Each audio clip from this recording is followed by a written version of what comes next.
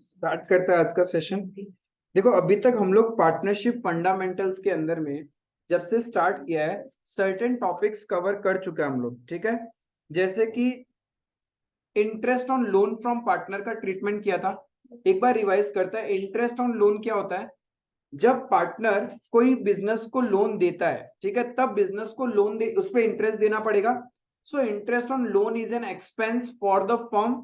तो फर्म क्या accounting entry करता है, interest on loan account debit to partners loan account. ध्यान रखना, ये हमेशा पार्टनर्स लोन में जाएगा, कभी भी कैपिटल या करंट अकाउंट में इसका इंपैक्ट नहीं होगा। क्लियर है। इफ पार्टनरशिप डीड साइलेंट होता है then interest on loan is given at the rate 6% per annum.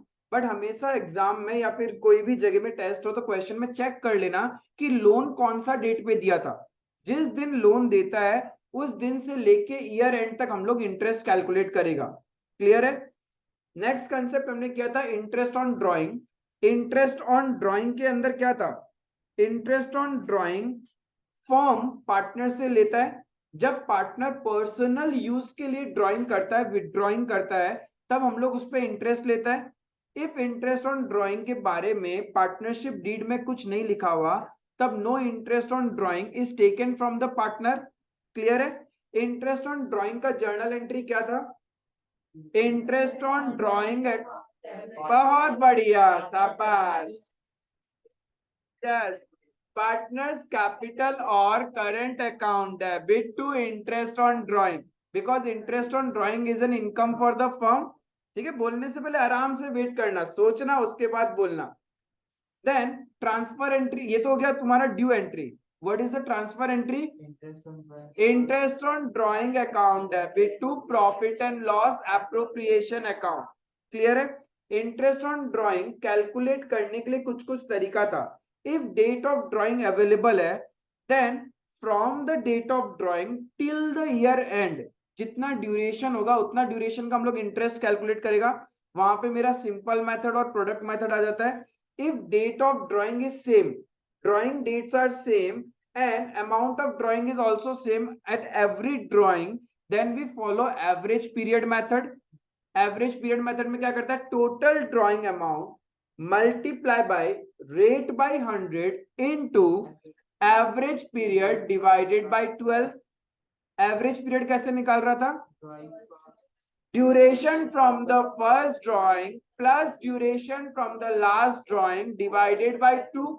जहां पे हमने बहुत सारा केसेस देखा था, beginning of the month, mid, and, beginning of the quarter, end of the quarter, mid of the quarter, beginning of the year, end of the year, या फिर half yearly वाला भी केस देखा था। क्लियर है। ये था अपना interest on drawing. Is it clear. लेकिन और एक केस था जब डेट ऑफ ड्राइंग आपको नहीं दिया हुआ होता क्वेश्चन में, उस कंडीशन में हम लोग क्या देखेगा, word per annum is been given और not. If it is given then interest is calculated for 6 months, half हो जाएगा 6/12। एल्स जितना ड्यूरेशन का मेरा साल है उतना ड्यूरेशन का इंटरेस्ट कैलकुलेट करेगा। That was interest on drawing. Interest on capital, interest on capital क्या है, जितना पैसा प्रोप्राइटर या पार्टनर फर्म में इन्वेस्ट करता है उसके ऊपर कैलकुलेट करेगा। इफ क्वेश्चन में क्लोजिंग कैपिटल दिया हुआ है, क्या उस पे इंटरेस्ट ऑन कैपिटल कैलकुलेट होगा क्या, हम लोग को पहले ओपनिंग कैपिटल निकालना पड़ेगा। बिकॉज इफ क्लोजिंग कैपिटल में निकालेंगे तो ड्यूरेशन तो जीरो ही होगा, तो हमेशा ओपनिंग कैपिटल पे निकलेगा।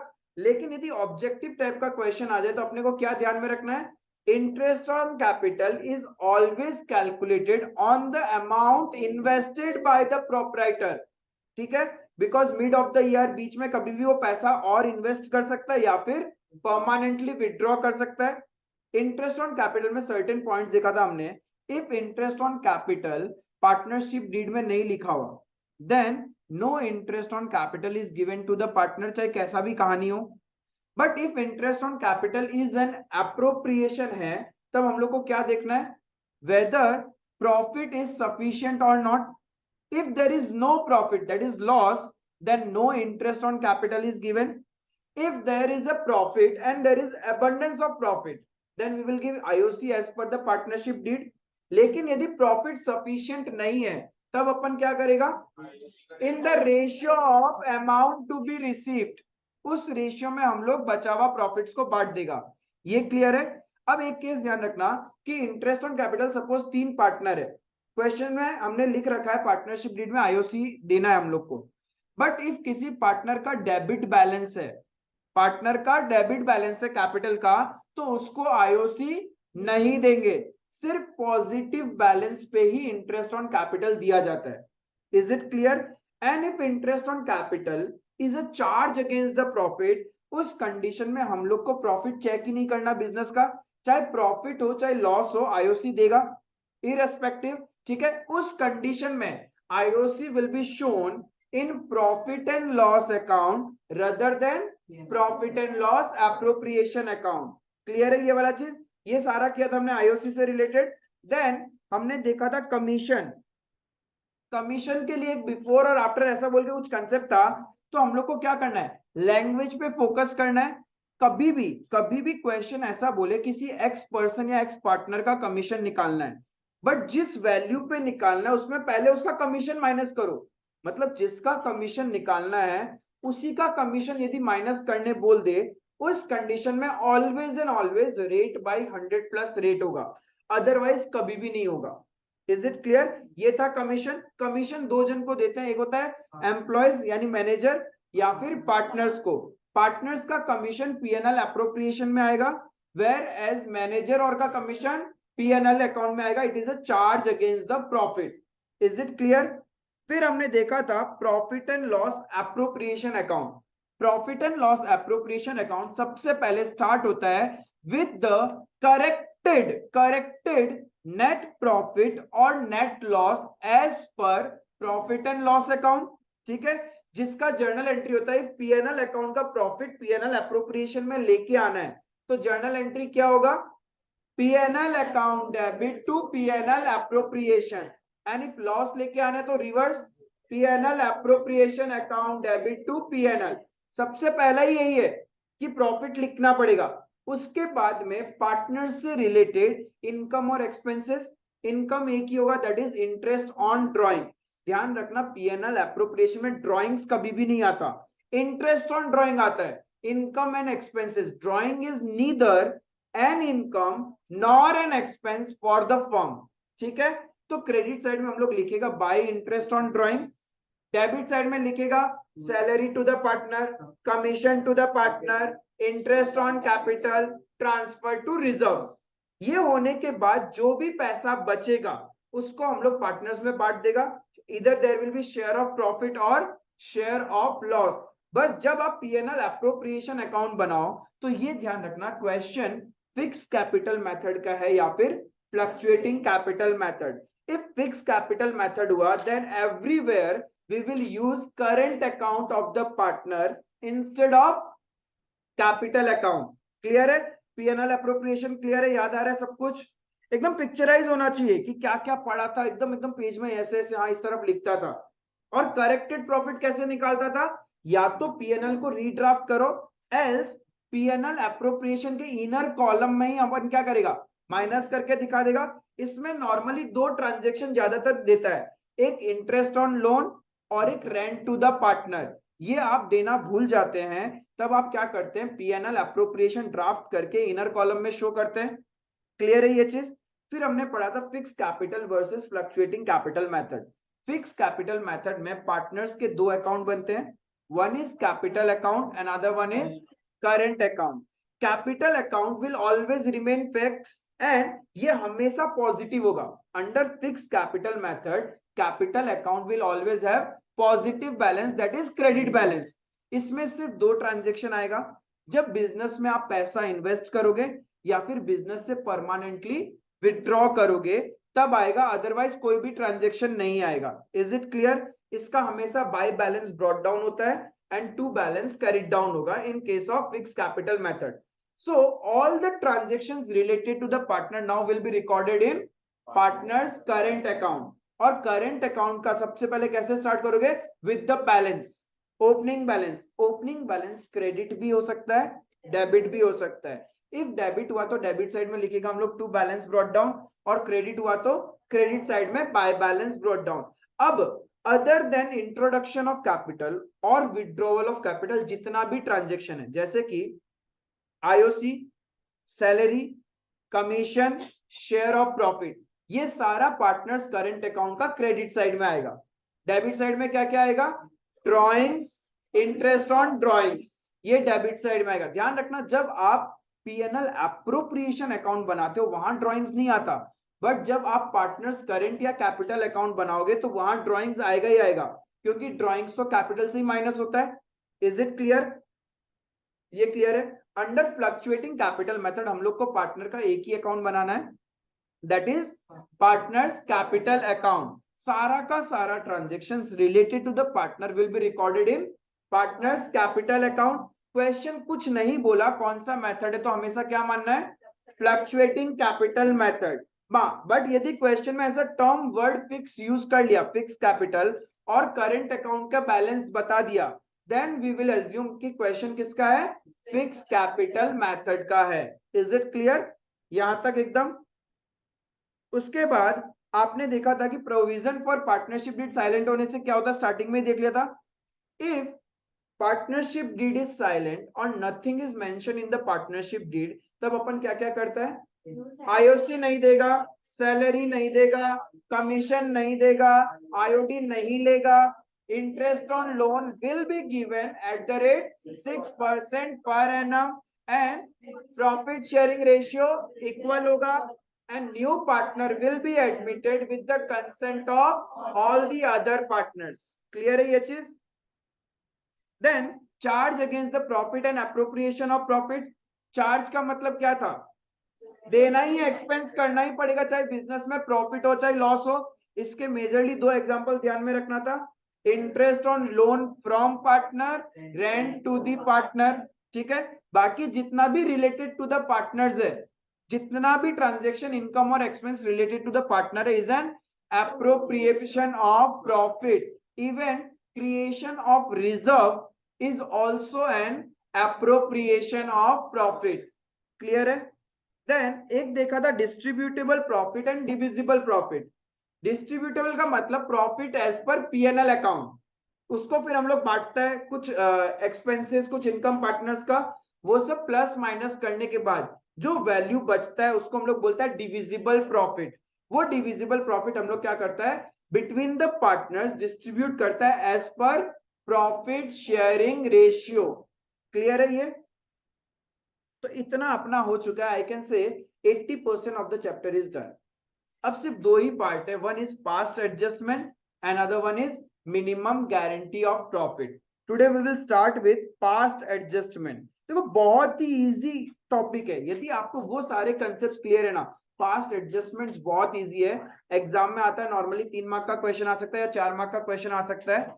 यहाँ पे आपको जर्नली पास करना है।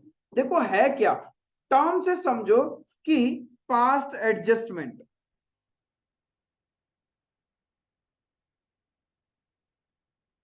treatment of past adjustments। Past का मतलब जो समय जा चुका, उससे रिलेटेड कोई ट्रांजेक्शन होगा उसको एडजस्ट करना है। अब सपोज हमने हमारे बुक्स ऑफ अकाउंट्स फाइनलाइज कर लिया, बुक्स ऑफ अकाउंट्स हमने फाइनलाइज कर चुके हैं। हमारे बिजनेस में 3 पार्टनर है, राजवी, पलक, श्रेया। ठीक है, सपोज ये 3 पार्टनर्स है, इनका प्रॉफिट शेयरिंग रेशियो है 1:1:1। बिजनेस में प्रॉफिट हुआ था 3 लाख रुपए का, बिजनेस में प्रॉफिट हुआ था 3 लाख रुपए का, राइट। इन लोगों ने कैपिटल लगा रखा है बिजनेस में 10 लाख, 8 लाख एंड 6 लाख। ये उनका बिजनेस में इन्वेस्टमेंट है, राइट। अब हुआ क्या, जब हम हमारे बुक्स ऑफ अकाउंट्स को फाइनलाइज कर रहे थे तब हमने इनको प्रॉफिट बांट दिया, 1:1:1 में बांट दिया। बट बाद में पता चला कि एक ट्रांजेक्शन हम करना भूल चुके हैं। पार्टनरशिप डीड में लिखा हुआ था कि इनको इंटरेस्ट ऑन कैपिटल मिलेगा eight the rate 5%। Interest on capital देना था एट द रेट 5%। अब या तो हमारे पास टाइम मशीन हो, एक वो साउथ इंडियन मूवी है ना जिसमें समय रुक जाता है या समय में पीछे जा सकता है, हाँ टाइम स्टोरी, या तो हमारे पास वो हो, हम क्या करेंगे पीछे जाएंगे, हमारे बुक्स ऑफ अकाउंट्स को फिर से ठीक करेंगे एंड आगे आ जाएंगे, ठीक है। बट ये तो पॉसिबल नहीं है, हम लोग आज प्रेजेंट में खड़े हैं, इट इज नॉट पॉसिबल कि हम हमारे सारे बुक्स ऑफ अकाउंट्स को फिर से ऑल्टर करें, वो तो फाइनल हो चुका है ना। अल्टीमेटली बिजनेस का जो प्रॉफिट लॉस होता है वो इंपैक्ट होता है पार्टनर्स के बीच में, राइट। एक तो तरीका है आप अपना सारा बुक्स ऑफ अकाउंट्स ओपन करो, फिर से चेंजेस करो, पीएनएल अप्रोप्रिएशन फिर से बनाओ, उसमें चेंज करो एंड देन आगे बढ़ो। But it is not possible क्योंकि हम ऑलरेडी आगे बढ़ चुके हैं, तो हम पीछे नहीं जा सकते और पीछे जाके चेंजेस नहीं कर सकते। लेकिन कहीं ना कहीं इसका ट्रीटमेंट तो करना पड़ेगा। हम एक अकाउंटिंग एंट्री करना भूल चुके हैं, यानी इंटरेस्ट ऑन कैपिटल देना भूल चुके हैं। सपोज इफ मैं इंटरेस्ट ऑन कैपिटल देता तो बिजनेस में क्या इंपैक्ट होता। आज यदि मैं ये सोचता हूं कि चलो इन लोग को इंटरेस्ट ऑन कैपिटल दे देते हैं, इंटरेस्ट ऑन कैपिटल देने से मुझे बताओ क्या होगा। ये राजवी है, ये पलक और ये श्रेया, ठीक है। अब देखो इंटरेस्ट ऑन कैपिटल देने से we have to always think from firm point of view. Interest on capital देने से इन लोग का कैपिटल बढ़ेगा, तो मैंने क्या किया, इनको इंटरेस्ट ऑन कैपिटल दे देते हैं। राजवी को कितना मिलेगा, 10 लाख पे 5%, 50,000। पलक को कितना मिलेगा, 40,000। एंड श्रेया को कितना मिलेगा, एक तो ये दे दो। लेकिन आपसे मिस्टेक क्या हुआ, आपने प्रॉफिट बांट दिया बिना आईओसी दिए। तो मुझे क्या करना चाहिए, इनसे प्रॉफिट वापस लेना चाहिए, पहले पहले प्रॉफिट वापस दो, फिर अपना आईओसी लो और फिर जो बचा हुआ प्रॉफिट है लेके जाओ, राइट। राइट प्रोसेस तो यही है ना। हम प्रॉफिट वापस लेते इफ हमारा प्रॉफिट बांटने में ही मिस्टेक हुआ होता। क्या हमने प्रॉफिट डिस्ट्रीब्यूशन में कोई गलती किया क्या, 3 लाख का प्रॉफिट था, 1:1:1 में बांटा। जब प्रॉफिट डिस्ट्रीब्यूशन में कोई मिस्टेक ही नहीं हुआ, कोई फायदा नहीं है। आप पहले लोगे, बाद में तो अल्टीमेटली इनको ही देना है ना। यानी मैं ऐसा बोलूं, इस टाइप के एरर्स की वजह से बुक्स ऑफ अकाउंट्स में कोई इंपैक्ट नहीं होता, प्रैक्टिकली सिर्फ कैपिटल अकाउंट में इंपैक्ट होता है।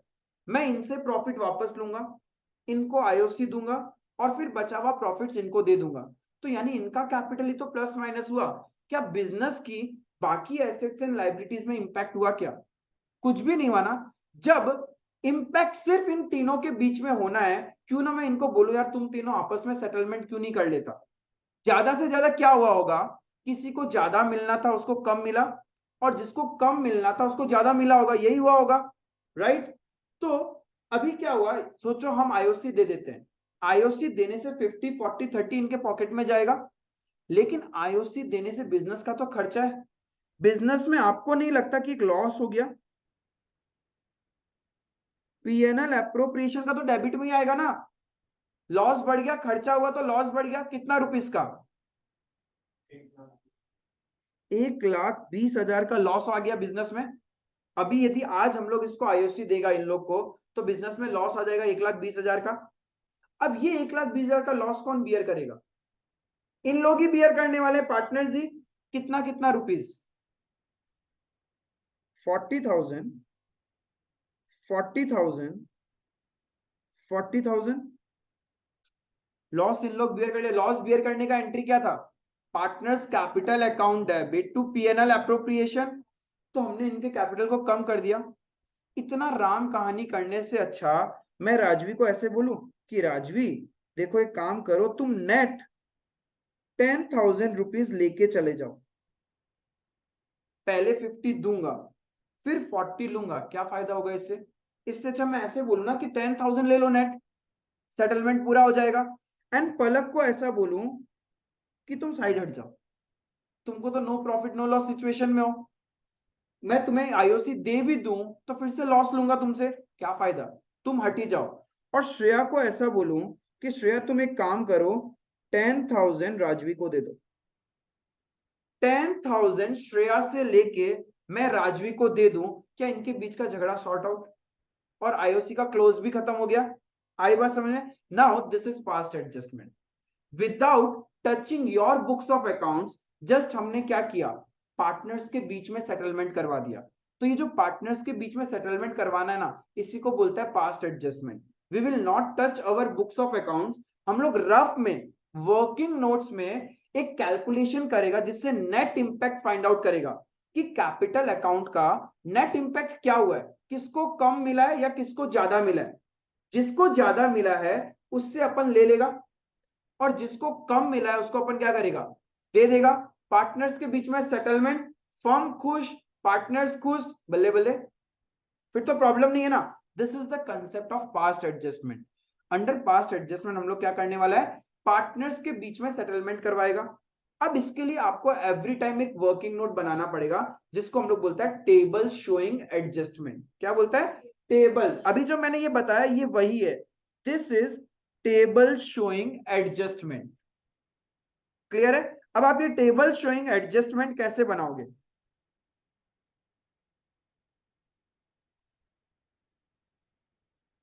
बहुत जगह बहुत अलग अलग तरीके से टेबल शोइंग एडजस्टमेंट बनाते हैं, बट इस बार मैं थोड़ा और सिंप्लीफाइड तरीके से तुम लोग को बता रहा हूँ ये डेबिट क्रेडिट के कंसेप्ट से, ताकि हमेशा क्लियर रहेगा कि करना क्या है। बिकॉज आपको जर्नल एंट्रीज आती है, तो बस उस जर्नल एंट्री के पॉइंट ऑफ व्यू से आपको डेबिट या क्रेडिट करना है। बट ये ध्यान रखना, जो भी अकाउंटिंग करोगे it is done from forms point of view, partner के पॉइंट ऑफ व्यू से अपन नहीं करेगा।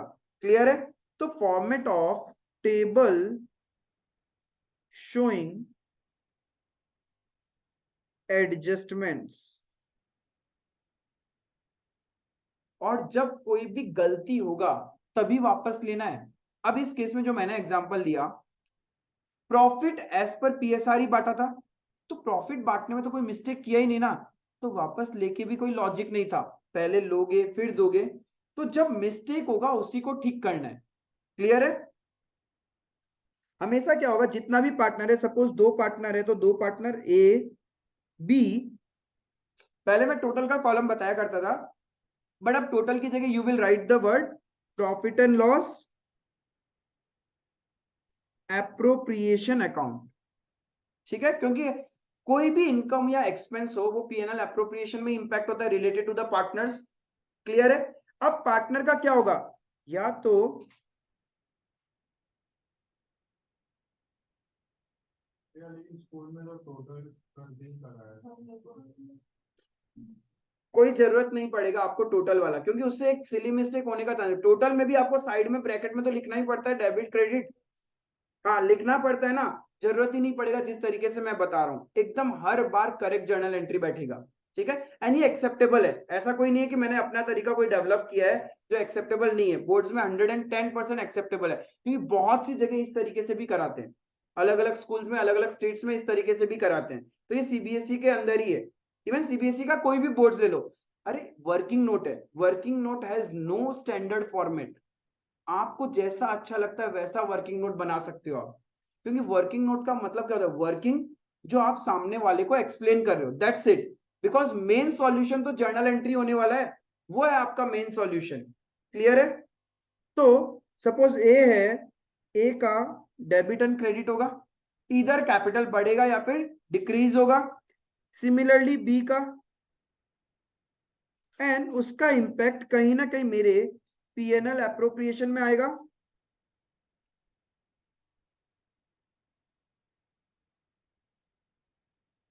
एक होगा अपना पर्टिकुलर्स का कॉलम।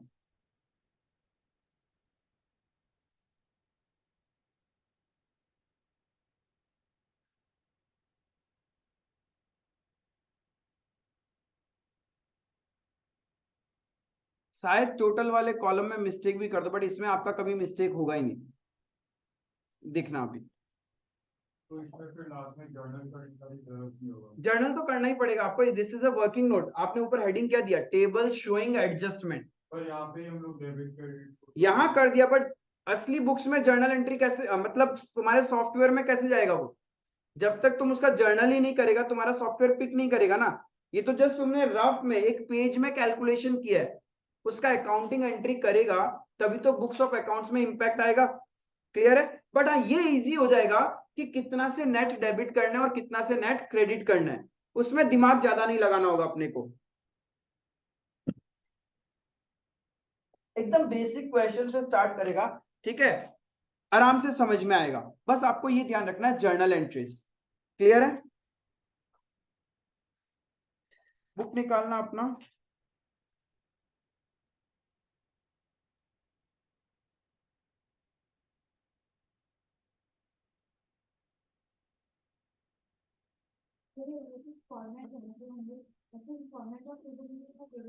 टेबल शोइंग एडजस्टमेंट लिखेगा।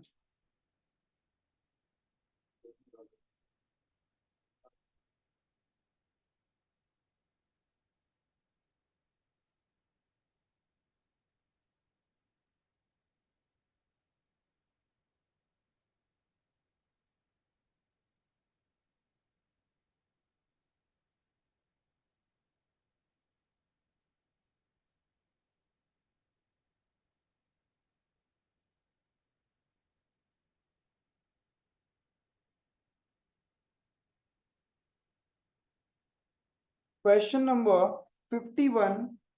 A, B, and C were partners in a firm. On 1st of April 2020, their capital stood at 5 lakh, 2 lakh 50, 2 lakh 50. थोड़ा आगे पीछे होगा, एक आधा क्वेश्चन नया वाला बुक में। 52 है,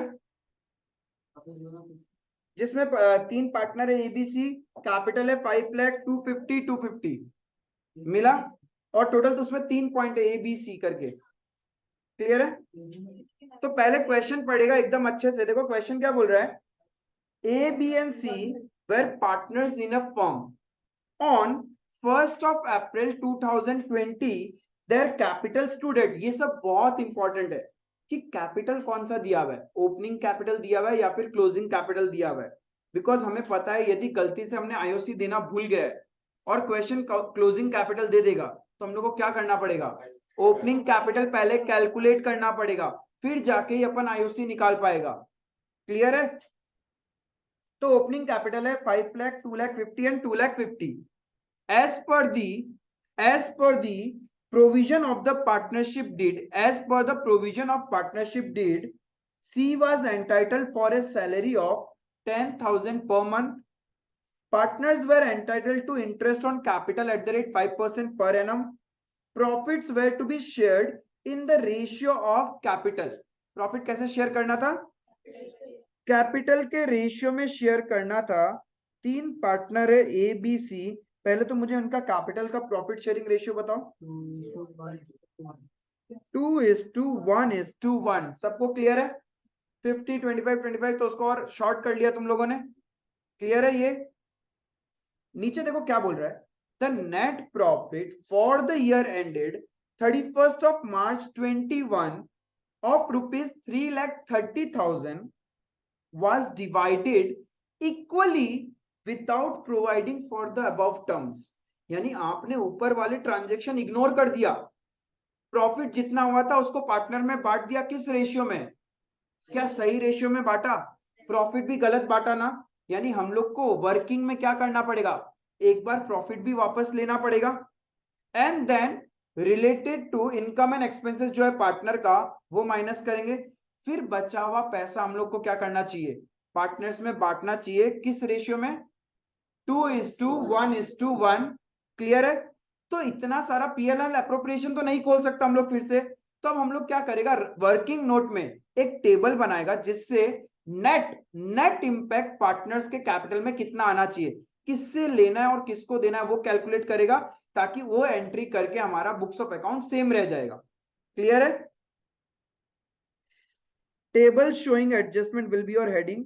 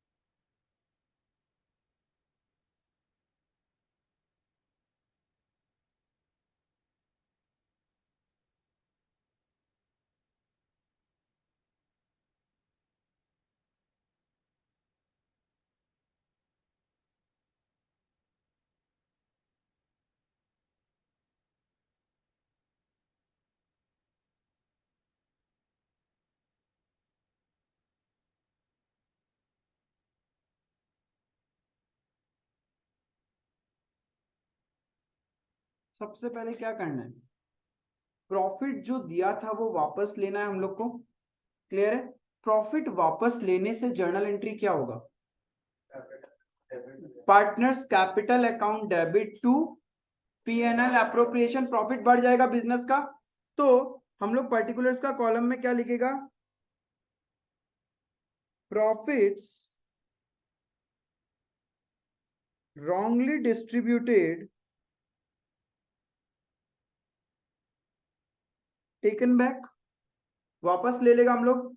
प्रॉफिट किस रेशियो में बांटा था, तो इक्वली वापस लेना पड़ेगा। 3,30,000 का कितना कितना दे दिया था हम लोग, 110 110 110, उतना वापस ले लो। लेने से कैपिटल बढ़ेगा या कम होगा, कमेगा। डेबिट करना या क्रेडिट, 1,10,000 से डेबिट,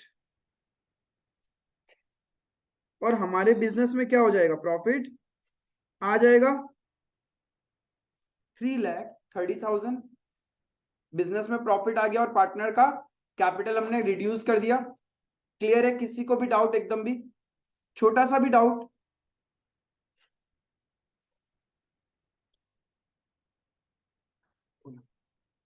मैंने ये बोला जो गलत प्रॉफिट बांटा था, आपने इक्वली बांटा था 3,30,000 को, सबको 1,10,000 1,10,000 1,10,000 दिया था, हम वो वापस ले रहे। वापस तो उतना ही लेना पड़ेगा जितना दिया था, तो वापस लेने से उनका कैपिटल कम होगा, तो हमने कैपिटल डेबिट कर दिया, और वो पैसा फर्म में आएगा ना, तो फर्म का प्रॉफिट बढ़ जाएगा, तो पीएनएल एप्रोप्रिएशन का क्रेडिट में आ गया वो। यस, इन लोग से रिड्यूस हुआ। क्लियर है ये? अब देखो, प्रॉफिट तो चलो वापस ले लिया, आपने मिस्टेक क्या क्या किया था। पहला गलती, सैलरी देना था, दिया नहीं। चलो मानते हैं, अभी दे दिया, अभी दे देते हैं। सैलरी टू सी, सी को सैलरी देंगे तो जर्नल एंट्री क्या होगा, PNL appropriation account debit to C's capital, closing entry, because हम तो यहाँ पे क्लोजिंग का काम करेंगे। PNL appropriation account debit to C, C का कैपिटल बढ़ेगा ना, सी को सैलरी देना है तो उसका कैपिटल बढ़ जाएगा। कितना सैलरी देना है, 1,20,000। कॉरेस्पॉन्डिंगली फर्म का प्रॉफिट उतने से कम हो जाएगा। क्लियर है ये?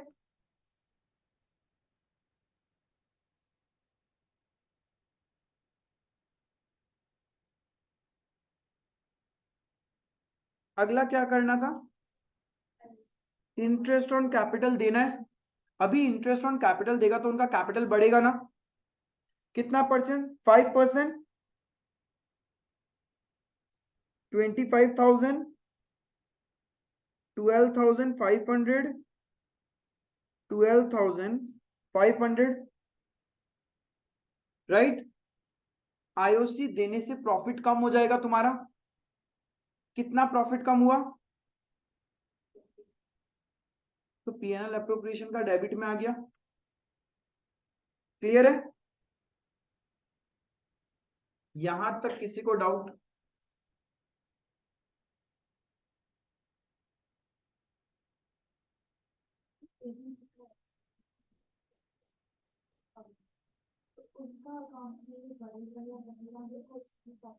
हाँ, राइट। ये किसी को कोई प्रॉब्लम नहीं है, बोर्ड्स में पूरा एक्सेप्टेबल है ये, आराम से। बहुत सारा स्टेट्स में तो इसी तरीके से होता है, क्योंकि कंसेप्चुअल क्लैरिटी जरूरी है। कभी कभी टोटल वाले में सिली मिस्टेक करके आ जाते हो, इसमें सिली मिस्टेक नहीं होगा एकदम भी। ये क्लियर है आपका? एंड आई गारंटी बोर्ड्स में करके आना, मार्क्स नहीं मिला तो जो मेरे साथ करना है कर लेना मिलेगा। अरे अरे, 100 में से 100 लाने वाले बच्चा लोग को यदि 98 आएगा तो पता चल जाएगा ना हमको। तुम लोग में से कोई भी है क्या जिसका 100 में से कम आएगा? कोई भी नहीं है, तो सबका 100 में से 100 आना है, तो कम आएगा तो पता चल जाएगा ना मेरे को। ठीक है, तो आईओसी दे दिया। अब देखो, बिजनेस में प्रॉफिट आया था 3,30,000, उसमें से 120 सैलरी चला गया एंड 50,000 का इंटरेस्ट चला गया, तो प्रॉफिट बचा कितना, 1 लाख। मुझे नहीं पता, तुम लोग भाई मैथ्स वाले स्टूडेंट हो, मैं तो कहाँ, तुम लोग बताओगे मुझे। 160 प्रॉफिट बचा, इस प्रॉफिट का करना क्या है, पार्टनर्स में बांट देता है, ठीक है।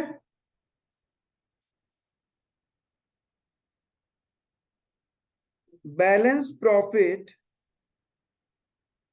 डिस्ट्रीब्यूटेड इन द रेशियो 2:1:1, इसी रेशियो में बांटेगा तुम लोग।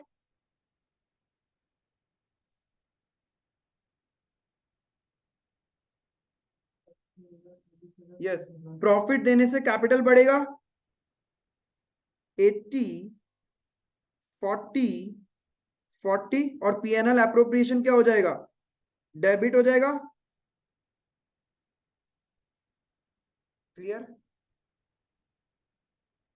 मगज मती गई क्या, सारा ट्रांजैक्शन रिकॉर्ड हो गया।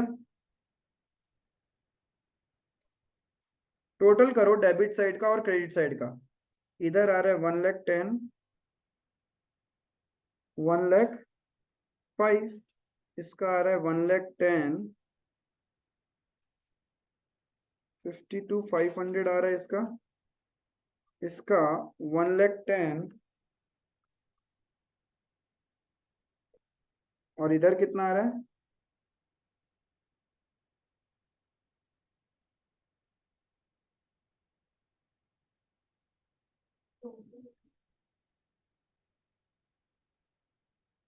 अब साइड में नहीं दिखा के नीचे दिखा देते।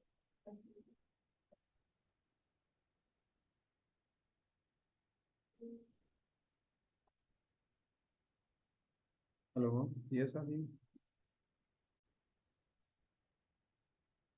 पीएनएल एप्रोप्रिएशन 330 बराबर होना ही है ये तो। क्लियर, टोटल मार दिया आपने।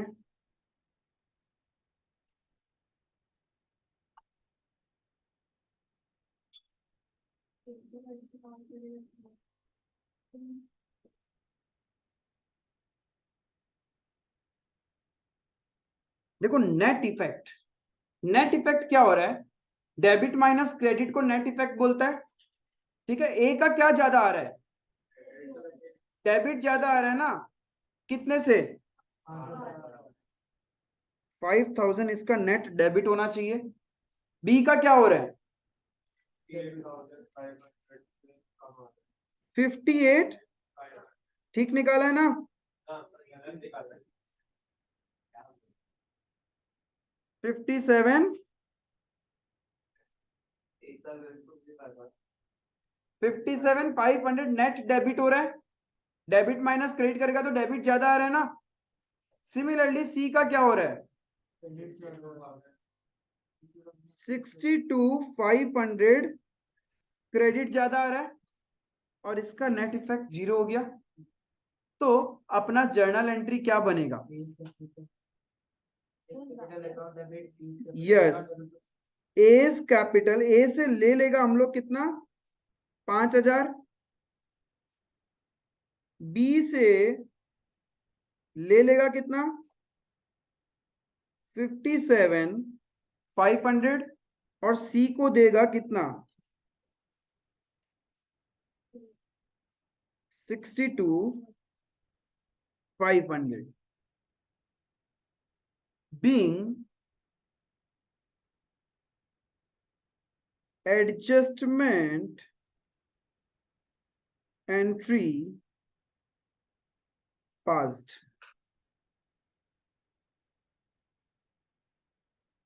समझ में आया कंसेप्ट।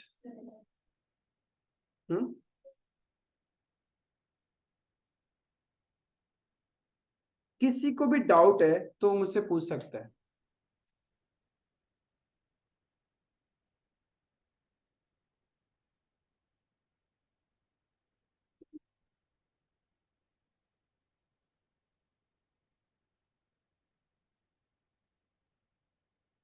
एक नंबर भी नहीं कटेगा और एक सिली मिस्टेक भी नहीं होगा, बस एकदम स्मूथली करते जाना जैसे क्वेश्चन का लैंग्वेज बोलेगा। एक दो क्वेश्चन में तुमको उस लेवल का भी कराऊंगा जहां पे तुम लोग नहीं सकोगे, और सीबीएसई कभी पूछेगा भी नहीं वो लेवल, बट स्टिल मेरे को बहुत पसंद है वो क्वेश्चन। यदि कोई करेगा वो क्लास में वो क्वेश्चन करेक्ट तो मेरा तरफ से पक्का चॉकलेट। तो चैलेंज क्वेश्चन हो जाएगा ये, चैलेंज क्वेश्चन हो जाएगा वो। अच्छा पहले एक बार इससे रिलेटेड सारा क्वेश्चंस कर लेगा अपन, फिर वो क्वेश्चन जो भी स्टूडेंट सॉल्व करेगा उसको मेरी तरफ से चॉकलेट, ठीक है, जो उसका फेवरेट है वो वाला। क्योंकि आई जस्ट वांट टू सी कि वो उतना ब्रेन कौन चलाता है। क्योंकि देखो जब ऐसा बोलता हूँ ना आपके एड्रेनल्स में ऐसे होगा, अरे यार क्या होगा, बहुत टफ होगा, ऐसा कुछ, ऐसा कुछ भी नहीं होता है। कभी कोई आपको चैलेंज करे ना, जस्ट बी काम डाउन, आने दो, देखेंगे क्या होगा। क्वेश्चन रीड करेंगे, स्टोरी है अकाउंट्स, तो स्टोरी बिल्डअप करेंगे, दिमाग चलाएंगे, सॉल्व हो जाएगा। पहले से प्री डिटरमाइन मत रहना, भैया दे रहा है तो कहाँ होगा भैया, सीए और ऊपर से चॉकलेट का खर्चा, और मतलब होना ही नहीं है, वो वन साइडेड बैटिंग हो गया। ऐसा कुछ नहीं, काम डाउन रहना, कंसेप्ट पे रिलाई करना, खुद पे भरोसा करना कि तुम लोग कोई भी लेवल का क्वेश्चन कर सकता है। Because accounts is everything about debit and credit and story, उससे अलावा तो कुछ है ही नहीं ना। यही तो टेबल शोइंग एडजस्टमेंट में था, समझ में आया टेबल शोइंग एडजस्टमेंट। इससे रिलेटेड और क्वेश्चंस अपन करता रहेगा, रिदम आएगा, उस दिन इसको छोड़ देगा, क्या हो गया, बहुत क्लियर है। हाँ कैश प्राइस चाहिए, कैश प्राइस आते ही क्या होता है कि डुअल इम्पैक्ट होता है, फिर हारने से देना भी पड़ता है, जीतने से हम देगा और हारने से ले भी लेगा। तो 10% प्रोबेबिलिटी भी बहुत होता है। ये बात तो आप अभी बोला ना इसलिए तो मैंने क्या किया, इन काइंड रिवार्ड दिया कि इन काइंड मुझे रिटर्न में कुछ नहीं चाहिए, आपका नॉलेज चाहिए। बट यदि तुम मनी टर्म्स में जाओगे फिर तो तुम बैटिंग खेलना चाहता है मेरे साथ, पूरा खेलेगा हम लोग। खेले, तुम्हारा मन का भी पूरा करेगा, क्यों टेंशन लेता है, ठीक है। तो इससे रिलेटेड बाकी जितना भी क्वेश्चन होगा अपन आगे डिस्कशन करता रहेगा। पास्ट एडजस्टमेंट आज के लिए इतना ही डिस्कस करेगा। That's all for today, thank you.